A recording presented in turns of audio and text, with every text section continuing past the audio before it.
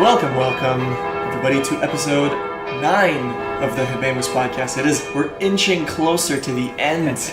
It is, thank God, which I think is like a proper thing to say. Yeah, not because I want our podcast to end, but because I want this fucking show to end.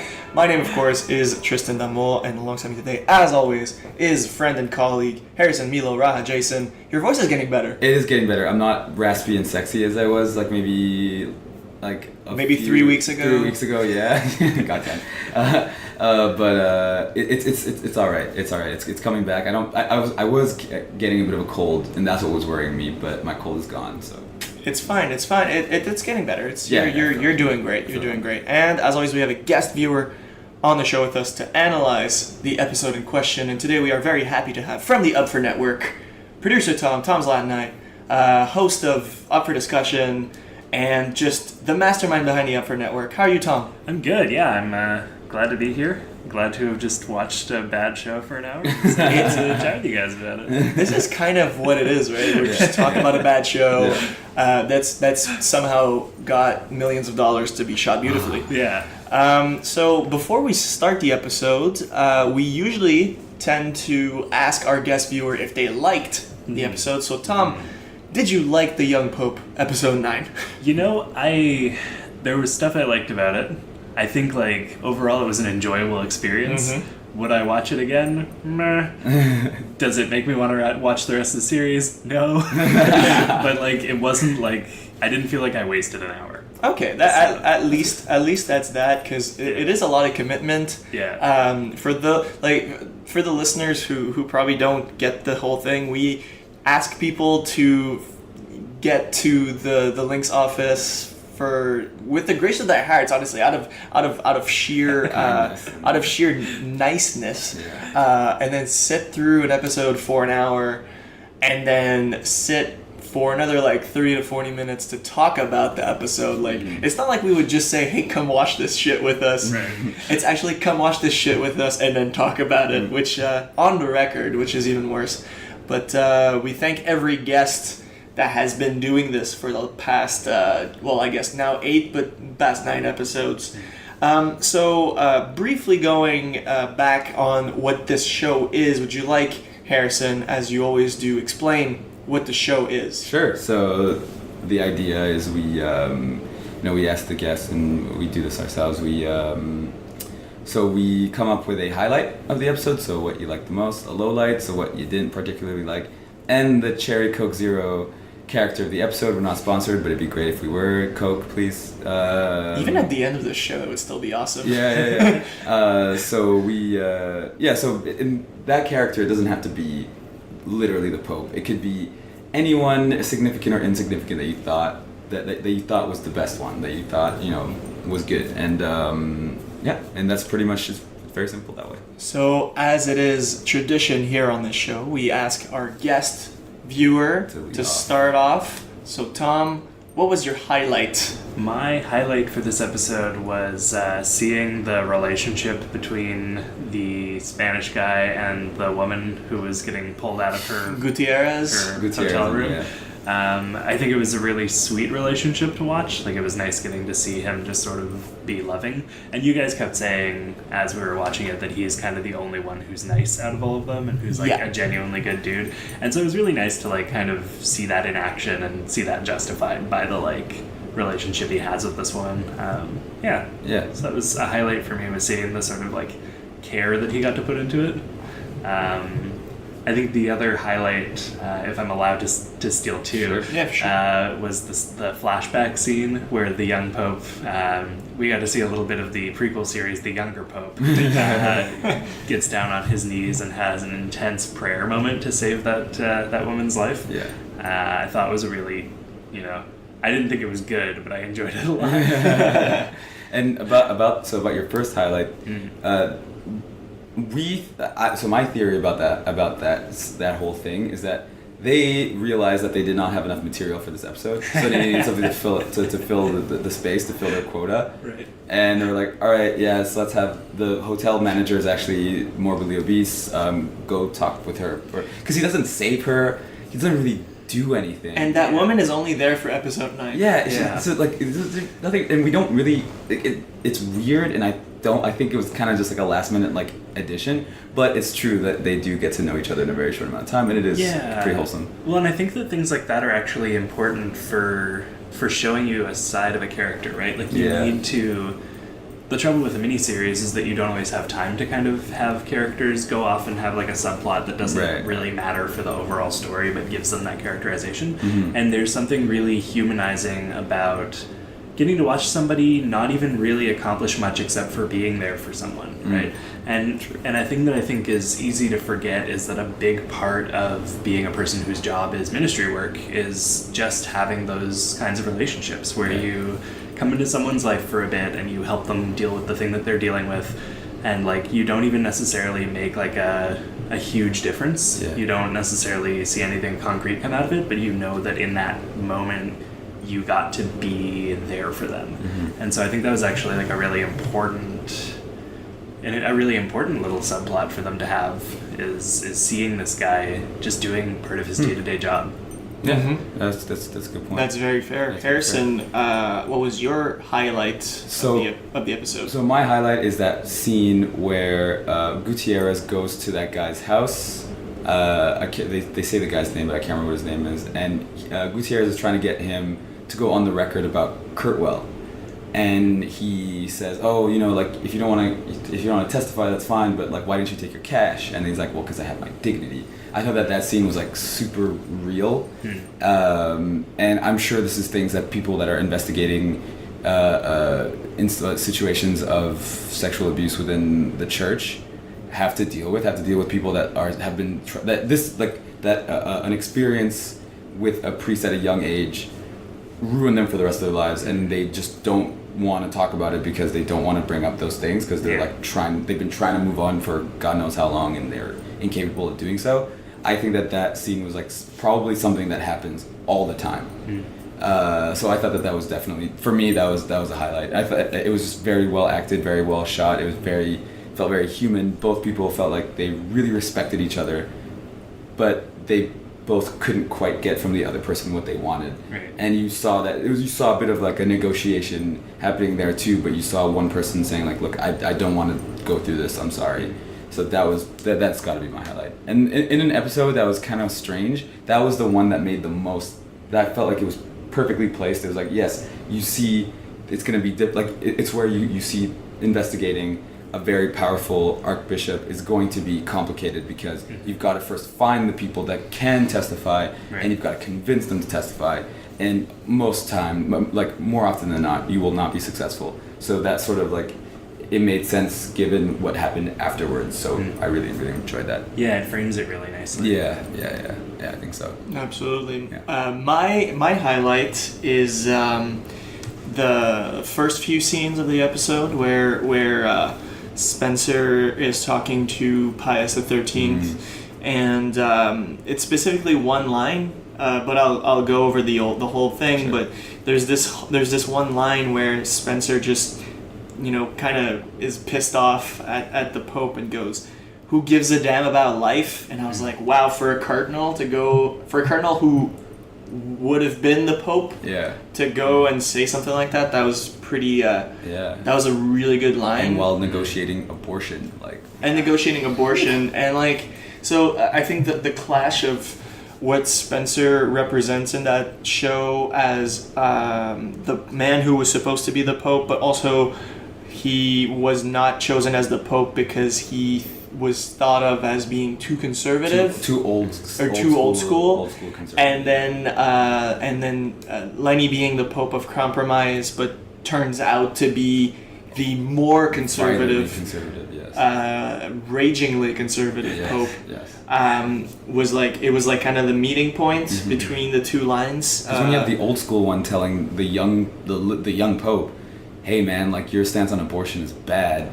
You should reconsider this old scripture that that had banned abortion 2,000 years ago. Like you should like reconsider that. And then talking about orgasms. Yeah, that was great. That was It's fantastic. like, wow, you're a cardinal and you talk about this shit? Like, Billions okay. of orgasms were lost. Like, yeah, that ruled. But like they have to talk about that shit, right? Like Sure. it's so important to their job to be constantly revising and reconsidering what their stances are on stuff, right?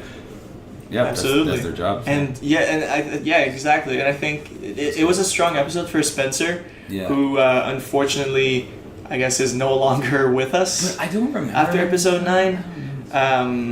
But yes, one of the strongest. It's like the only episode where he's not sour. Yeah. He's sour throughout the episode, throughout the show. And like the one time where he's not sour, he fucking dies off. Well, I guess that's the thing where when you die, you try to make amends with everything. So I guess maybe he is making amends. Yeah. Yeah. That's interesting. I guess on that note, have you guys have anything to add on the highlight front? Yeah. So I feel like it's a good time to take a break and hear about another show on the network. And we will. God, what was that? We will be back with our second segment.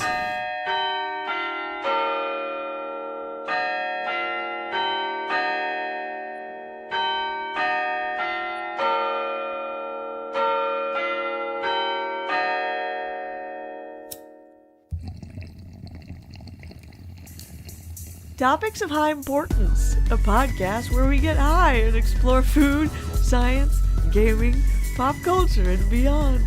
Filled with super tangents, forgetful flubs, and that awkward kind of tension that can only be produced by a married couple. Topics of High Importance on the Upford Network.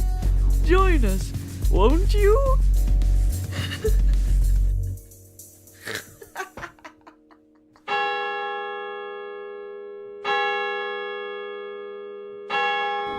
And we're back here on episode 9 with producer Tom. I should call you Tom. You can just call me Tom. You can call me producer Tom. I kind of like it. Producer Tom. Okay, so we're back with producer Tom. It's nice having a title.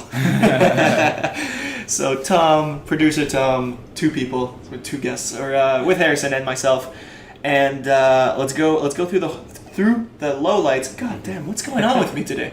Lowlights. Tom, what did you not like? So actually, my lowlight comes from the same scene as your highlight. Oh, nice. When does this come out? This comes out in like the first few scenes, right? No, I mean when is this episode? Oh, this is when the show was out, 2 years ago. What we're recording right now. Okay. So I would be 3 weeks from now, I guess. Okay, cool. Yeah. So by now this is out there on the internet that my partner and I are having a baby, and so it was interesting for me coming into an episode that like immediately dives into the idea of abortion. Oh yeah.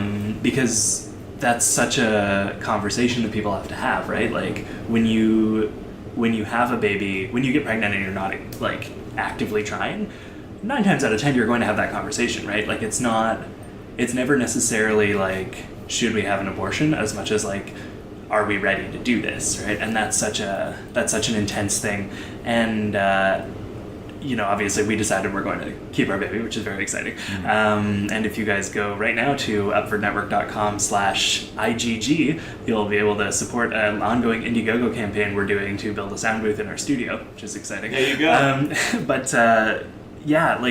So for me, the low light of this episode was in that scene about abortion, feeling so much like this show was going to feel like The West Wing, and then the rest of the show really not feeling like The West Wing. I know I made it, all that setup made it sound like my low light was that it talked about abortion. Not at all. I think it was really good that it started with that. Yeah. My low light was just that whole abortion conversation felt like Sorkin-esque in the way that it was set up, and like I got really excited in the first couple minutes of this episode that I was going to be watching something like on the same caliber, and then with a couple scenes later realized really quickly that was super not the case. So the low light for me, I guess, was just that this wasn't an episode of The West Wing. Well, the thing about the show is that it is like produced by 3 different production companies. So like HBO, Canal Plus, and Sky Italia. So like so from the little that I know about like this type, like French dramas, like French television dramas, and especially network ones, and cable ones rather, and Sky Italia, knowing from being at my Italian grandmother's house when she would babysit me when I was a kid, and watching those like horrible soap operas during the day, like daytime soap operas, all with that like same fade effect or whatever it is. Right. I would like I from the little that I know, I think that this show really is a blending of all those three things, and maybe we're just more used to American shows, and maybe American shows are just better, so we want it to be that way. But then when you have like those long scenes that kind of drag on, those kind of feel like that's like the European style of making shows a little bit more, which we're just like not used to. Either we're just not used to, so we don't enjoy it, or it just sucks and we don't enjoy it because it sucks. Right. It's hard to tell if it's bad for real or if it's too good and we're too stupid. We're the North Americans. We're dumb. We cannot understand this higher level of production. You're right. Like you kind of want a show to be like.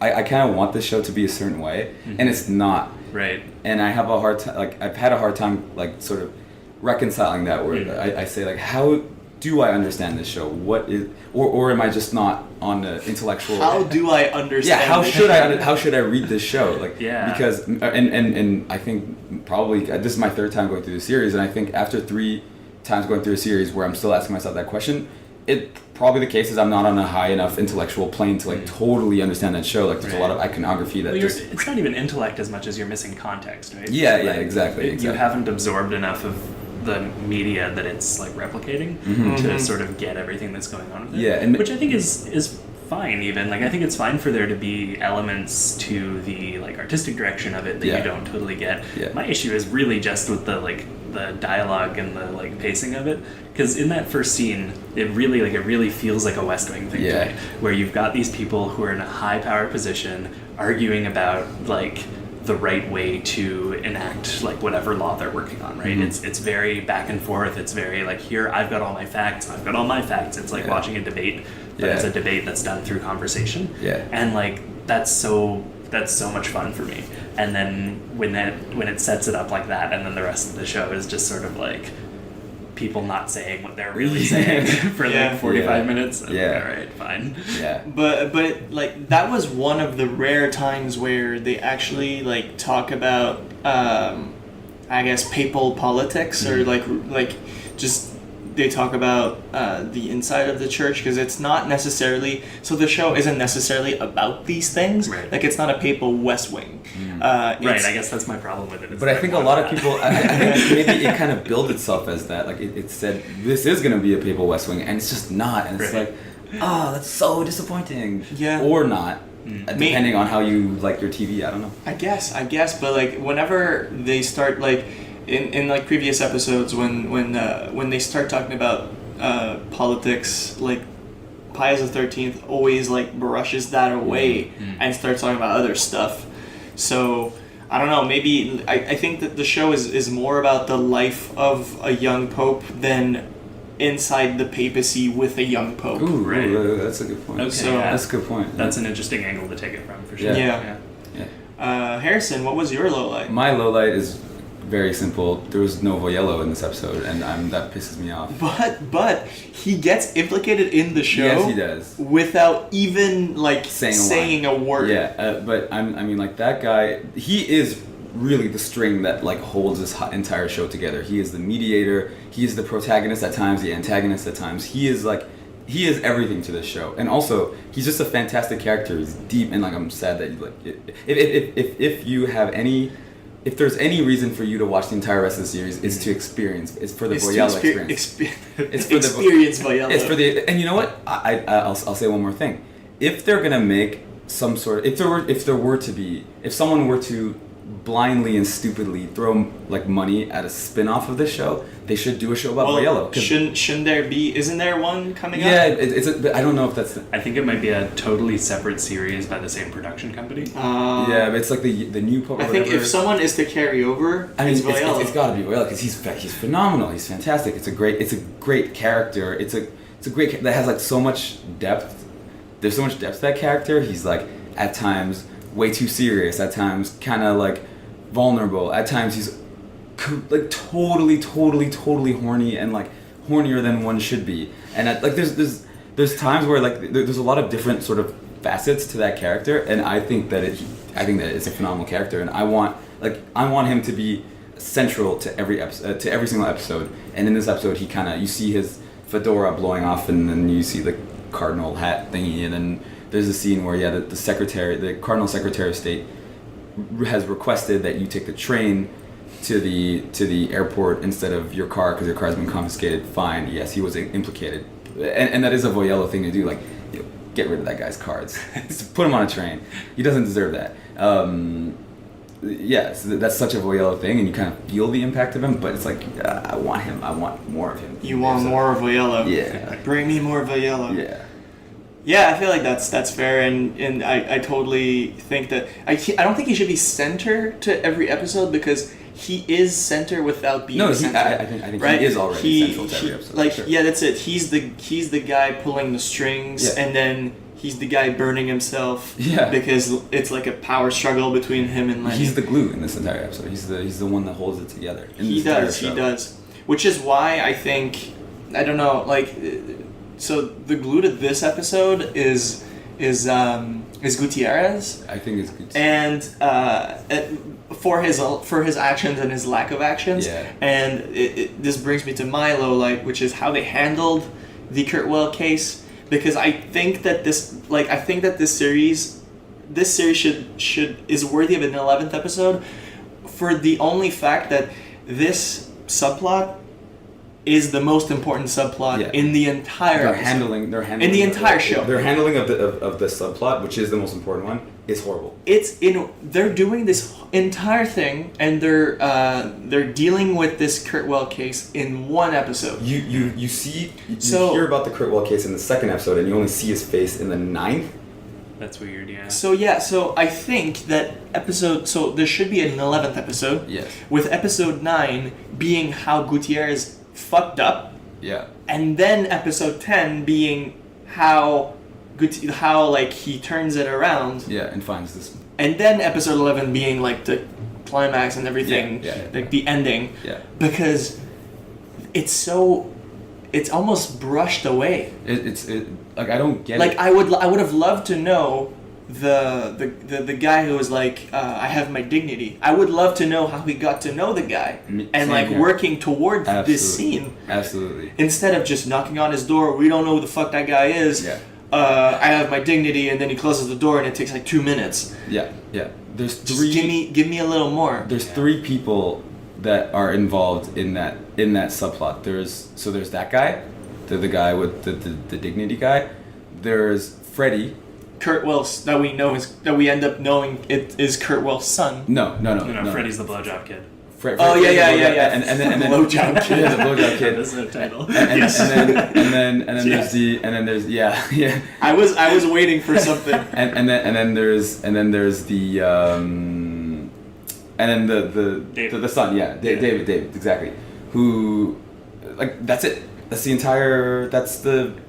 entire case. There's no one else that's involved. Yeah. Not even like, and then there's the journalist. But like the journalist, like, that's not even central to what happens. That's isn't. That's just him throwing up a lob at the buzzer and just kind of airballing it. Like, I did like the way the journalist responded to that. Yeah. That was fantastic. Yeah. And that's true. I think it totally would merit another hour. There shouldn't just be one U.S. episode. There should be like a U.S. portion to that show. Yeah, 5-6 episodes. Also, you could have had the show thrown to the U.S. and then back to the Vatican, and that could have been like pretty awesome. Yeah. Just like, you know how last episode they had like Vatican and then Pope's summer house in like the corners. Like, you could like throw it back and forth, and it could be like even more like, oh god, and it could like throw you away as a viewer. I think they kind of missed an opportunity there. They tried to do too much. Also, like, dishonorable mention to a lowlight. We just like at some point in the show, and it lasts for like maybe like a minute. We just learned that Esther fucked off to this other city in Italy, and like subtle highlight to the was it the priest that Lenny always talks to? Because I feel like those moments are Lenny moments. Yeah. And then like he just tells Lenny. Yeah, the guy confessional. why do you think they left? Lenny says, and then the priest answers, the Vatican isn't for young people. Yeah. But he says that to the young Pope, which is kind of... That is good. It was kind of nice. Okay, but can we talk about how Jude Law is like 45, so he's not really young? Well, I mean, it's young for a Pope. Compared to how all the other ones are like on their deathbeds, essentially. Sure, like, they're like 7 years old. But yeah, that is true. Like he is young comparatively, but he's not young. Like not at all. I'm just saying, it's hard to. Yeah, it's true. It's hard to take like that title serious. But that said, though, like he looks good for a 45-year-old. Okay. I'll be honest. Okay. Like he is. Whew, Yeah. I mean, he's still Jude Law. he is Jude Law. Yeah. Yeah. So on that high note, we're gonna take our last break and hear about another show on the network, and then we'll come back with everybody's favorite segment, the Cherry Coke character of the episode.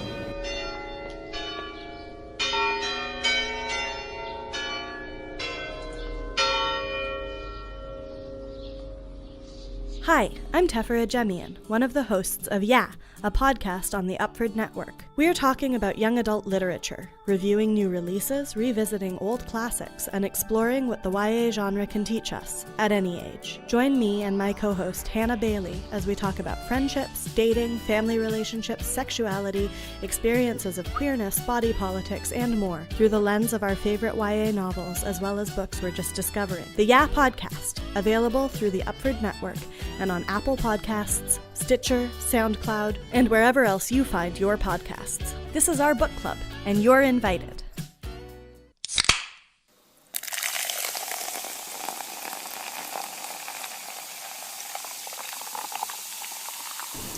And we're back here with everybody's favorite segment, the Cherry Coke Zero. Cherry We're Coke never gonna Zero. get that right. Already. No, I'm like, it's episode 9. We're almost done with this shit, and I fucked up. I pretty much fucked up like every single At first we episode. thought it was Diet Cherry Coke Zero, but that doesn't exist because like that's redundant. Why would you have Right. Diet and then Zero? It's one or the other. So it's Diet. No, there you go. I just fucked myself up. It's No. the Cherry Coke Zero. Yeah, that's Character of the episode. That's right. To recap what that is, it's who you liked in episode 9. It could be Lenny. It could be Voyello because he only like spent like 5 seconds on the camera. Mm-hmm. It could also be a one-off character. Producer Tom, you're a Cherry Coke Zero character of the episode. Yeah, my Diet Pepsi Max character. It's a tie for me between there's the one scene where they're all out in the garden or something, and we get a quick cut to two dudes who both look like Elvis Costello, and they're just sort of, you said they're sort of the Statler and Waldorf. They're the two cardinals. They're the peanut gallery. I like them a lot. I appreciated that it was just a quick cut to them doing absolutely nothing on a bench and then right back to the rest of the show. Nice. And then that was all I had to see of them, and I knew I liked them in the moment. My more significant character for this one would be Kurtwell's assistant guy, played by Todd Grinnell, who, if you guys haven't seen One Day at a Time, that show is fantastic. It's a reboot of an old Norman Lear sitcom from like the 70s or 80s. About the new one is about this like Cuban American family. The mom is like a war veteran. The daughter is queer, and the mom is like dealing with sort of her own like national pride issues around like not wanting to become a U.S. citizen despite the risk of being deported. And it's really great. It deals with a lot of like sort of current day problems, but it's also just like a really fun comedy. Mm-hmm. And they have that guy, Todd Grinnell, plays the like superintendent of their building, and I fell in love with him pretty much immediately. Like episode 1, he's very charming, he's very fun, and he kind of just looks like a tinier version of Paul Rudd. I think maybe taller but skinnier. He would believably play Paul Rudd's brother in like anything. And I just, there's something about him that I love. So it was fun seeing him even in sort of a secondary, not that significant role. Yeah. It was fun seeing him in sort of a totally different light from where I'm used to him. So whatever that guy's name is. I don't think they're that guy has a name. Okay, so fair enough. Well, Todd Grinnell, you're my Diet Pepsi Max character of the week. So I'm just trying to appeal to multiple potential sponsors for the network here, guys. I gotta play it. So Harrison, you're Mountain Dew Code Red. Yes, my what's another Diet Dr. Pepper. My diet cherry Dr. Pepper, or whatever. Did they do cherry Dr. Pepper? Wait, isn't there already cherry in it? I don't know. My soft My drink. fruitier sponsored episode. Yeah, my Fanta. So my grape Fanta character of the episode. Okay. That was my favorite one. Is the journalist. Yeah. It's the journalist, just the way he's there, like, this is nothing more than just literature. He never even sent these. Like, that is fantastic. Yeah. He destroyed that guy, and it felt right. It's nice to see journalistic integrity on Yeah, exactly. And not like, only for... Yeah, go ahead. Because he easily could have been like, ooh, I'm going to run with the story. It's racy. It might not be good, but it'll get me clicks. And you have the guy, instead of, he's like, no, this is stupid. This isn't news. Get this out of my face. He's my... But that was gonna be my honorable mention. But like, not only did he like completely destroy Kurtwell by saying that, but he also published it. Like at the end, the Lenny's girlfriend read it in the paper. Oh. So like he managed to not only destroy Kurtwell, but also published it in like a here are like the Pope's like love letter from back when and then like used it as in like he didn't send them, but like look at that. So he managed to monetize it. He managed to do both at the same time. But he did it in a respectful way to the source material. Which like that's a good journalist. Yeah. Journalistically, you don't always go for like the quote unquote good stories. Yeah. But that was kind of cool. That was good. It was like a wholesome experience. Yeah. My Fresca Light character of the episode is Spencer. Oh, I knew that was gonna be it, so I didn't say it. Like that was fantastic. Because not only is he not sour for the first time, but he confronts Pius XIII. So I thought that he goes from like pretending to be a pope in like 2 episodes ago. Yeah. 2 episodes ago, one episode to like dying. Yeah. Which like that's like I'm not quite sure why. I don't think he actually dies though.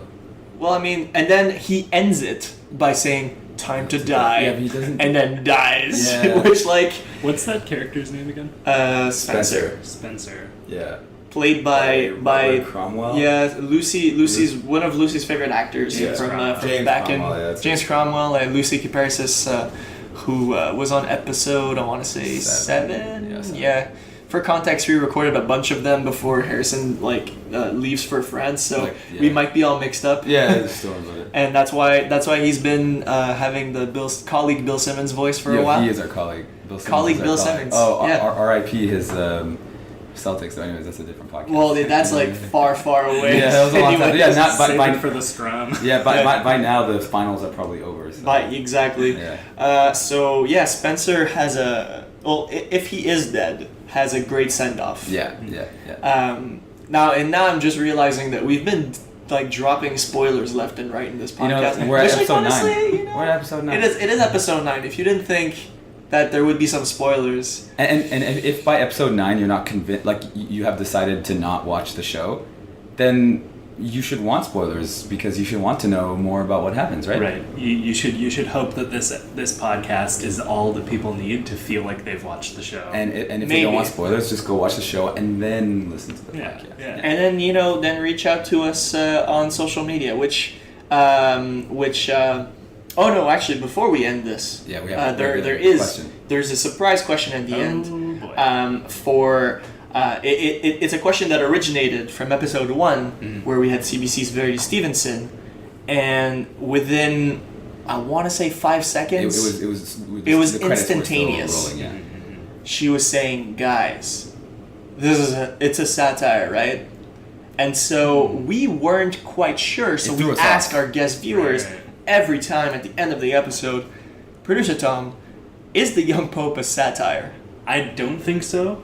And the reason I don't think so is that I think that there were too many hands on this project trying to make it their own thing for there to be any cohesive plan with regard to that. So if there were people on the production team who considered it a satire, they were not I don't think that they had the like united opinion about that. I think that there's too many things about this show that feel like it's taking itself seriously for it to definitely be a satire, despite there being elements of it that feel like jokes. That has to be the most thorough, like, I guess not explanation, but like, how can you say that? Yeah, justification. Justification, or just like thought in terms of on the no side. So I think what we're gonna have to do in the episode 11 in our last show, we're gonna have to do we'll cut up the clips of every person's response to this question, and we'll like put them more like, work for me. Well, and we'll have them like all consecutively to show like the varying opinions and maybe how those might have changed over the course of the series. That's a good thing. That's going to be a lot of work, but it's still a good idea. Because like we probably shouldn't have done that on the record, but still. You can scratch that from the record. We can, yeah. I mean, I know even that's more also work. Yeah, even more work. As someone who hates doing any amount of extra editing, I totally get it. Yeah, I keep those podcasts fairly raw. Yep. So yeah, I think it's like that's why we say those questions is like the answers depending on like who is the guest viewer, what the episode was, what's your interaction with the show, and exactly, and like if you like the show, there may be what's your prior exposure with the show or with the producer of which really makes this podcast interesting. I think that's why like the Young Pope. Regardless of if we actually we should have our answer as to if we liked it or not by episode 11. Absolutely. By the way, but that's why it makes it so interesting. It's because there's so many varying things, and also there's like there's like the topic of it maybe being a satire that's like hovering over us every episode, which is kind of nice. Also confusing because it makes it like you don't know how to watch it. You're like, exactly. Is that funny? No, that's not funny. That's way too serious. But it is, but it's not. But yeah, exactly. And it's just like constantly poking at you. It really is. There's something interesting to that, actually. The idea of reading something into something. I think my partner was talking about this at some point. How basically you can take any book and choose to do a reading of it from any perspective, right? So the one that she mentioned was like, you know, if you want to read like any book from a feminist perspective, you can totally do that. If you want to read from a queer perspective, you can do that. And I think that you can totally do that with this as well, right? You can watch this show from the perspective of, is this a satire? Like if you started over and went to episode 1 and said, let's watch for things in this that feel like satire, you can do a commentary on that. If you watched through this and said, let's watch for things that feel like they're trying to make a statement about, you know, this, that, or the other thing, like you can always read whatever you want into whatever you're consuming. Right. Sometimes it'll make stronger arguments than other times, but it's always there, right? So I think if you're looking for satire in something, you're gonna find it. I definitely feel like since this started at episode 1, the whole question of it being a satire, I have been watching it differently. Yeah. Absolutely. Yeah, but I still because I won't say if I like the show yet. However, I feel like it's a good hint that it's the third time I watched the series. The first 2 times that I watched it, I my thought in my head was like, this is a like seriously unfunny show. Like this show is not a satire. But it is funny. It's funny because it's whimsical, but it's not funny. Haha! There aren't jokes in this episode, right? In this show. So I would never even have thought of reading it as a satire because in my mind it could not have possibly been that. It's a show about Catholicism, about the Pope, about a very, very, very shitty Pope at that. Yeah. But then when Verity introduced the idea like, oh well, actually, you know, like this is totally a satire, that totally rewired the way I was watching the show and reading every character, and like it might be, but also your what you said, your response to that question makes a lot of sense. Just like almost financially, like it could not possibly there can't be one person that says, hey, this is my vision and I have sort of like veto rights here. No, there's too many hands in the, you know, whatever. And I don't think when you put it that way, it could not possibly have been a satire. Right. Yeah, well, that's the thing, right? Is that like because you said there's 3 production companies behind this, 3 like, a collaborative thing. Yeah, that's it. And like you can't I think if there's more than like one person who sort of that's what the executive producer or like the sort of showrunner, that's what their job is, right? Is to have the main vision for the show and make sure that everything that's happening, down from them conforms to it. And that's why I think The West Wing is so good, is because, until like season 5 when Sorkin's gone, but like, the first 4 seasons, it is Sorkin. It's all Aaron Sorkin. It's all his vision, and then he's just making sure that the people who are writing it and producing it are like in line with that, right? Yeah. And to be fair, the later seasons of The West Wing are also really great. They just they don't have him kind of at the helm anymore, and I think that something like this feels like it's lacking a person who can make the veto. Yeah. It feels like it's lacking a person who has papal infallibility. You True. need the irony of a show about a guy who, allegedly is the main connection to God and can basically at the flick of a hat. Yeah. Something people say. At the flick of a hat. At the flick of a hat, the irony of a show about a guy with theoretically all the power, feeling like there's not someone kind of making the final decision on everything. Yeah. Is not lost on me. Well, I guess that is. Now I have yet another way that I'm gonna be watching. So Thanks, Tom. this is probably the most interesting last segment that we've had on the show. So, oh my God, there's only one episode left after this. I don't know. Maybe do I have to watch this series a fucking 4th time? You could just do episode 12 through 21 could be you guys starting over with more guests. Just keep doing it over and over. Oh my God. Holy man. Hey, throwing ideas out on the record, which is not something I like to do, but whatever. I feel like this is a good point to thank you so much, Producer Tom, and to ask you if you have anything that you want to plug. Yeah. Because our podcast with an S are all about shameless plugs. So go right ahead. Of course, yeah. I mean, our whole network is about shameless plugs, right? Yes.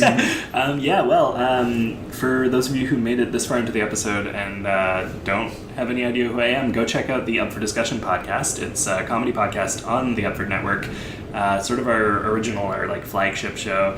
It's an emotionally honest comedy podcast where basically we get, questions submitted by our patrons and use them to kind of both get really silly and also get really deep. And I think we strike a good balance with that. So, Tristan's been a guest before. Harrison will have you at I guess once you're back in town, we'll have you on. And right now we're doing a big fundraiser for the network. As mentioned earlier in the episode, our house is going to get a lot louder in October with the addition of a small fat person who screams and poops. So once that comes, we need to have better soundproofing in our studio because most of our shows record there. If you go to upfordnetwork.com/IGG, you'll be linked to our Indiegogo campaign where we are raising a bunch of money to build a sound booth. Given that we're recording this episode before that campaign has launched, I have no idea how much we're at so far in the donation. Let's just go on a limb and say we're doing good. We're doing well, I think. Yeah. We're if this is coming out in 3-4 weeks from when we're recording. Yeah, 3 weeks I want to say. Yeah. Okay, well, we've probably raised a couple thousand by now, so that's exciting. And if we haven't, maybe you guys can take that as a hint. Please. Make that happen. Yeah.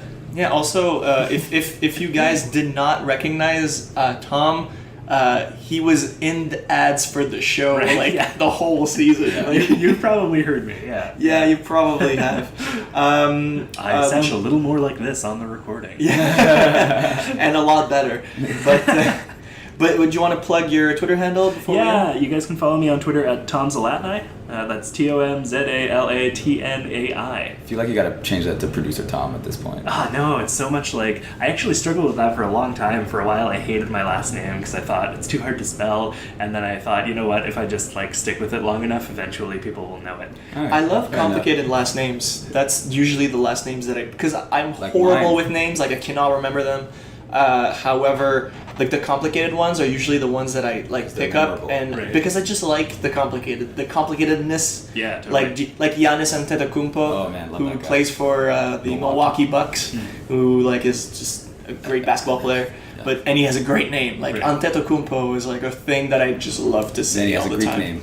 Thinking Is about that Greek food now? Well, Yanis. Yeah, Giannis. Yeah. Harrison, once again, it was a pleasure. It's also your last episode where you're in Canada. Yeah. I have to go catch a flight. Well, no, my flight's later today. But, And you're also definitely in France by the time this Oh goes. yeah.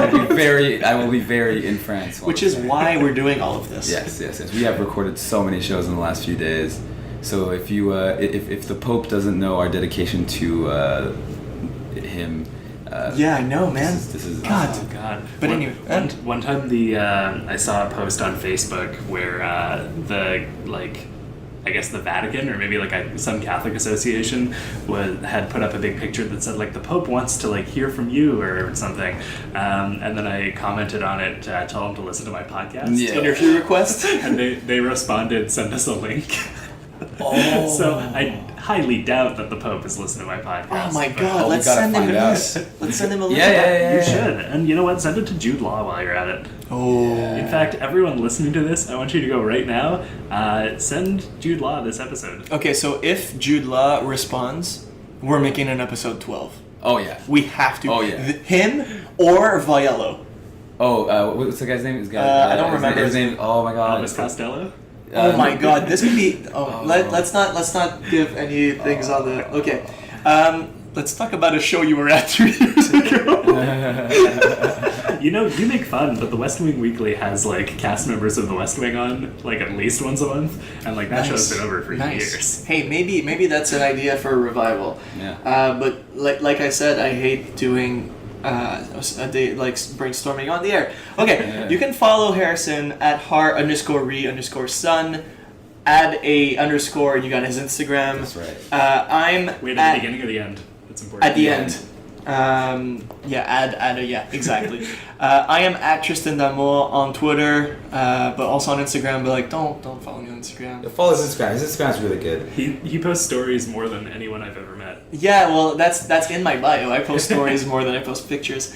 However, I would like to end this episode by thanking Aiden Locke for creating the logo. I'd like to thank The Link for being our studio. I guess the Link offices we're recording out there, out of Concordia University. It's actually quite nice outside today. It's beautiful. And It's nice inside, too. yeah, we're recording in the newsroom, and we can see the Museum of Fine Arts from the window with the big totem pole. I really like that. It looks really cool.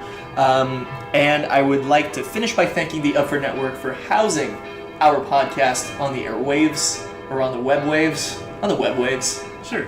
I like that. Thank you for allowing our pods to be casted.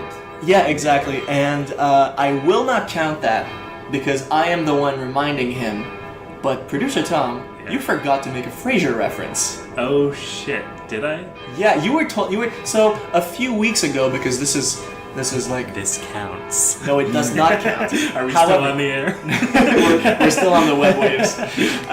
He told us at an Upford Network event that he was going to make a Frasier reference on the show, and I was the whole time. This has been 46 minutes. I've been waiting. I was like, oh, he's not telling me. It hasn't happened. It hasn't happened. So opportunity missed. You know what? Here's a hot take. The young Pope would be better if Jude doesn't Law count. was recast as Kelsey Grammer. It doesn't count. I did say this at the dinner the other night, and I'm standing by it. I will not count this. So we will be back. We will be back next Sunday with our final episode of the episode reviewing. Yeah.